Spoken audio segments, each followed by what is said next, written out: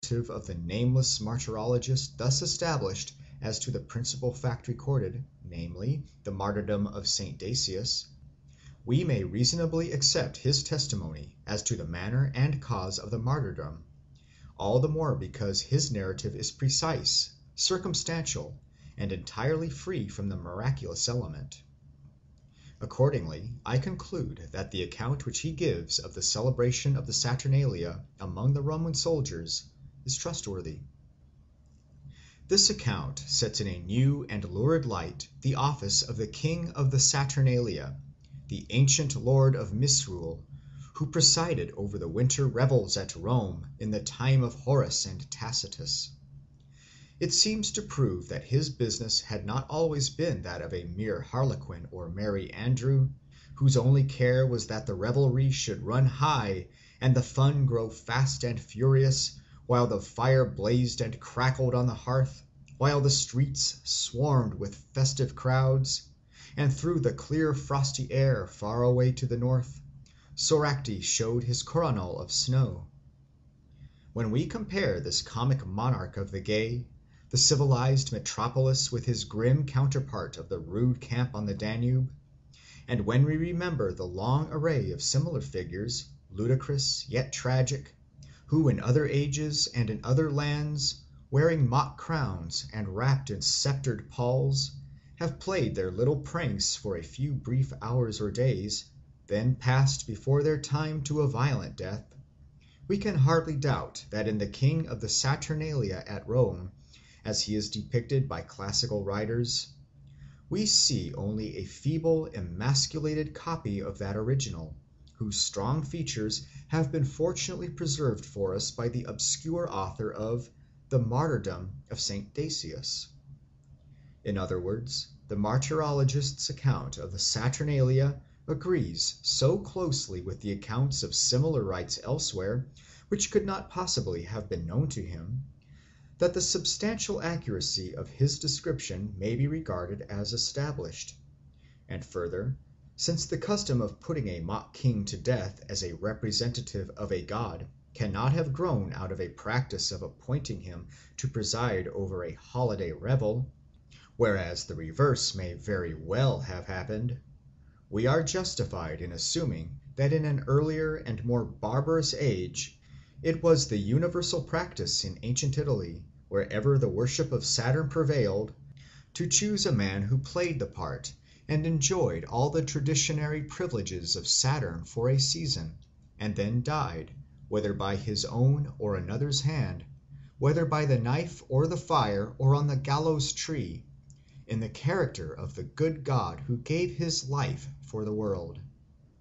In Rome itself and other great towns, the growth of civilization had probably mitigated this cruel custom long before the Augustan age,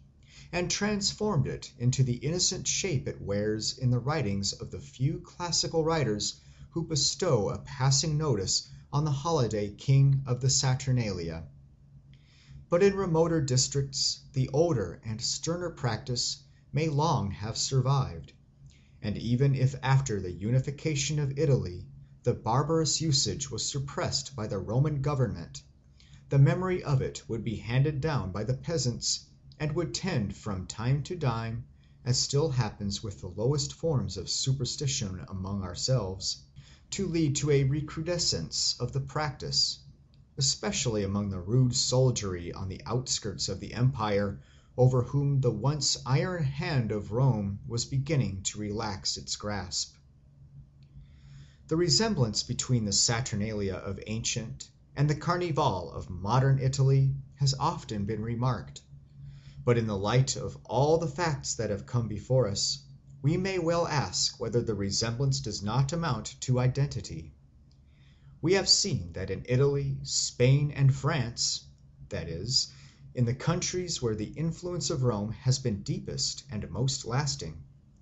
a conspicuous feature of the Carnival is a burlesque figure personifying the festive season, which after a short career of glory and dissipation is publicly shot, burnt, or otherwise destroyed, to the feigned grief or genuine delight of the populace.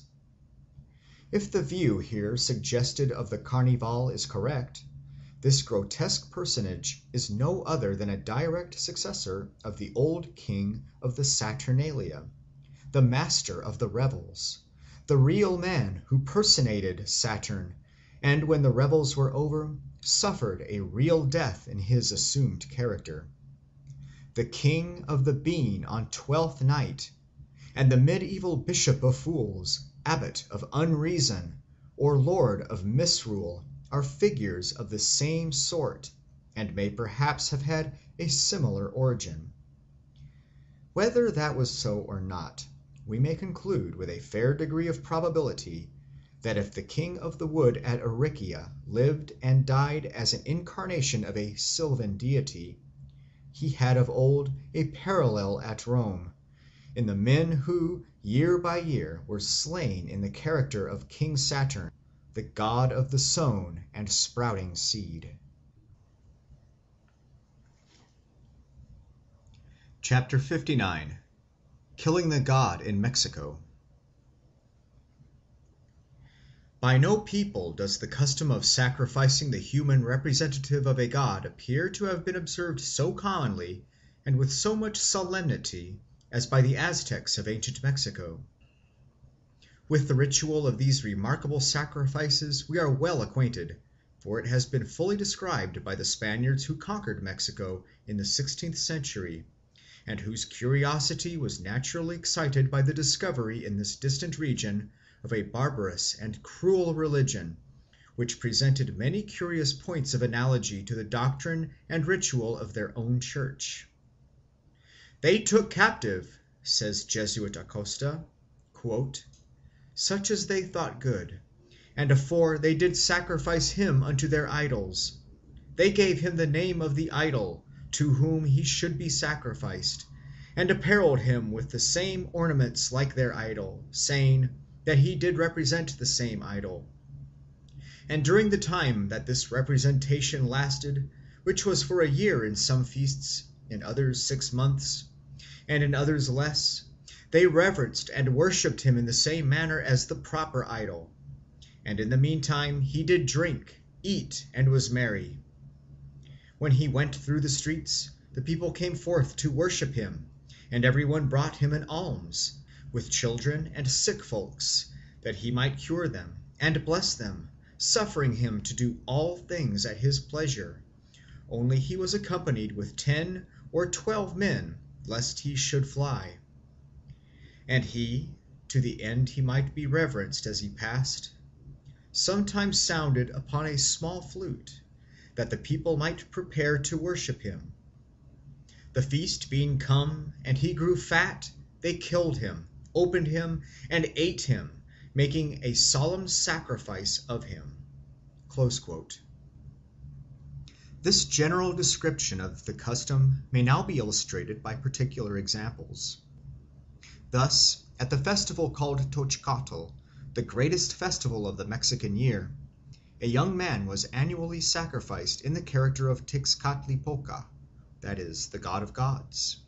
after having been maintained and worshipped as the great deity in person for a whole year. According to the old Franciscan monk Sahagun, our best authority on the Aztec religion, the sacrifice of the human god fell at Easter or a few days later, so that, if he is right, it would correspond in date as well as in character to the Christian festival of the death and resurrection of the Redeemer. More exactly, he tells us that the sacrifice took place on the first day of the 5th Aztec month, which according to him began on the 23rd or 27th day of April. At this festival, the great god died in the person of one human representative and came to life again in the person of another, who was destined to enjoy the fatal honor of divinity for a year and to perish, like all his predecessors, at the end of it.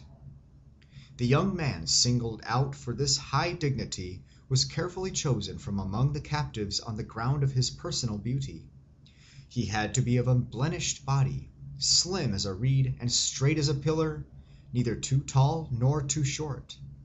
If through high living he grew too fat, he was obliged to reduce himself by drinking salt water,